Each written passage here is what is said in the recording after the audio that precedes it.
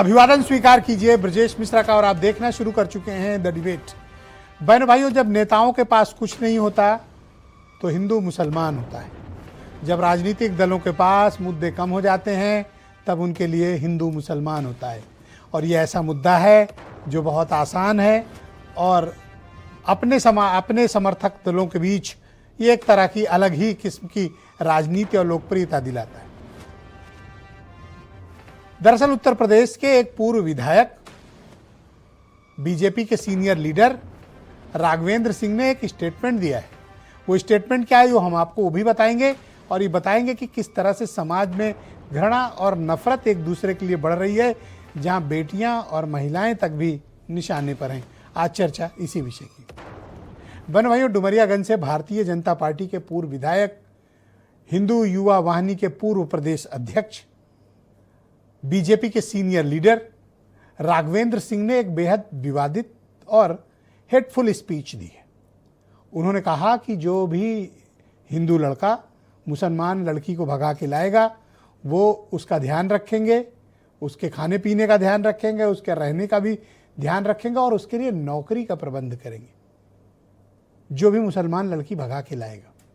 बहन भाइयों, किसी भी सिविलाइज्ड सोसाइटी में इस तरह के बयान ना तो दिए जाते हैं, ना स्वीकार किए जाते हैं, ना ऐसी बातें सोची जाती हैं। इसको हेटफुल स्पीच कहते हैं। तो राघवेंद्र सिंह ने इस तरह का स्टेटमेंट क्यों दिया और अभी इसकी क्या आवश्यकता थी? क्या डुमरियागंज में स्थानीय कारणों से उन्होंने ये बयान दिया, या फिर उत्तर प्रदेश की राजनीति को ध्यान में रखते हुए दिया, या फिर किसी ने उनसे ये बयान दिलवाया, या फिर आने वाले वक्त में इसी तरह की चुनावी तासीर हमें देखने को मिलेगी? क्योंकि उनके इस बयान को आप कोई छोटा करके नहीं देख सकते। ये भी नहीं माना जाना चाहिए कि वह बयान ऐसे ही उन्होंने दे दिया। इसके पीछे बड़े कारण होंगे। उन्हीं कारणों को तो हमें आज की डिबेट पे समझना है। राघवेंद्र सिंह कोई मामूली शख्सियत नहीं है, बल्कि वो बीजेपी में कई वर्तमान विधायक और सांसदों पर भारी हैं और वो बीजेपी के भीतर उनका एक बड़ा कद है और वो मुख्यमंत्री के काफ़ी करीबी लोगों में से एक माने जाते हैं। लिहाजा उनका स्टेटमेंट अगर उन्होंने ये दिया है तो उस स्टेटमेंट का दृष्टिकोण भी बड़ा है। तो उन्होंने ऐसा बयान क्यों दिया? क्या इसको हम हेटफुल स्पीच माने? बिल्कुल माना जाना चाहिए, ये एक हेटफुल स्पीच है। तो क्यों उन्होंने ऐसा बयान दिया और इस बयान के पीछे के मकसद क्या है? क्या वो उत्तर प्रदेश की राजनीति में इस तरह का हेटफुल स्पीच देकर माहौल को बिगाड़ने की कोशिश कर रहे हैं, या फिर वो अपने समाज को सर्व करने की कोशिश? लेकिन समाज इस तरह के स्टेटमेंट को कैसे स्वीकार करेगा? क्या बीजेपी उनके इस बयान को एंडोर्स करती है? बीजेपी के किसी बड़े लीडर ने अब तक इस पर कुछ भी प्रतिक्रिया नहीं दी है, लेकिन राघवेंद्र सिंह पर कोई कार्रवाई भी नहीं हुई है। लिहाजा मौन स्वीकृति इसकी बीजेपी को हमें माननी चाहिए, क्योंकि अगर स्वीकृति नहीं होती तो उनके खिलाफ कोई तो कार्रवाई होती, एक आध नोटिस आती, या कम से कम पार्टी नेतृत्व तो खंडन वाला बयान करती, या इस बयान से खुद को डिसएसोसिएट करती। तो उनका इस बयान पर अभी तक पार्टी ने कोई प्रतिक्रिया नहीं दी, तो इसका मतलब कि मौन की स्वीकारोक्ति है। मायावती ने बड़ा स्ट्रांग रिएक्शन दिया इस पे और उनकी इस स्पीच पर योगी सरकार से कार्रवाई की मांग भी की है। समाजवादी पार्टी भी नाराज है और उनका भी बयान आया है। कांग्रेस पार्टी ने तो बल्कि उनके खिलाफ तत्काल एफआईआर करने और जेल भेजे जाने की मांग भी की है। तो क्या बोला है एग्जैक्टली राघवेंद्र सिंह ने, आपको वो सुनाएंगे।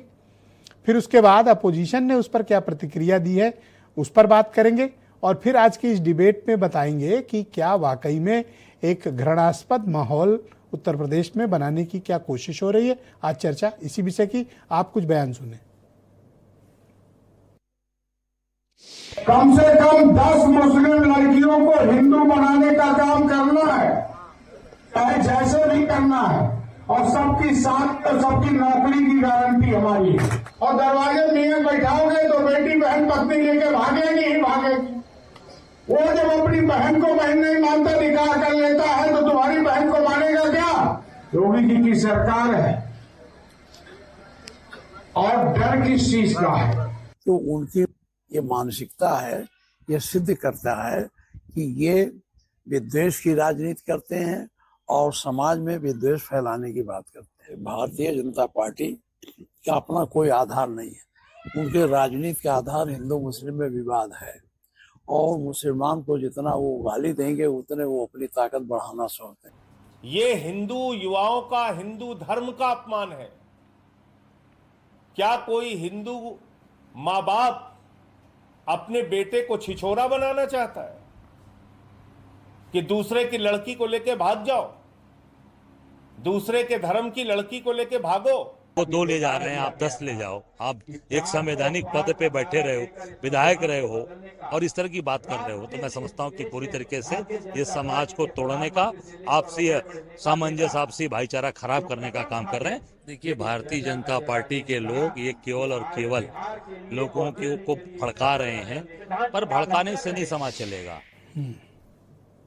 तो बहनों भाइयों, आज की इस परिचर्चा में हमारे साथ बीजेपी के सीनियर लीडर संजय सिंह हमें ज्वाइन कर रहे हैं। फराज किदवई समाजवादी पार्टी के लीडर हैं। मनीष हिंदवी थोड़ी देर में हमें ज्वाइन करेंगे, कांग्रेस पार्टी से हैं। अनिल दुबे राष्ट्रीय लोकदल के महासचिव हैं। अशोक सिन्हा जी राष्ट्रीय स्वयंसेवक संघ से जुड़े हैं और जाने माने चिंतक हैं। आसिम वकार MIM के राष्ट्रीय प्रवक्ता, और वीरेंद्र सिंह जी हमारे स्टेट हेड। और थोड़ी देर में हम कोशिश कर रहे हैं कि राघवेंद्र सिंह को भी इस परिचर्चा में जोड़ा जाए। चर्चा की शुरुआत संजय सिंह से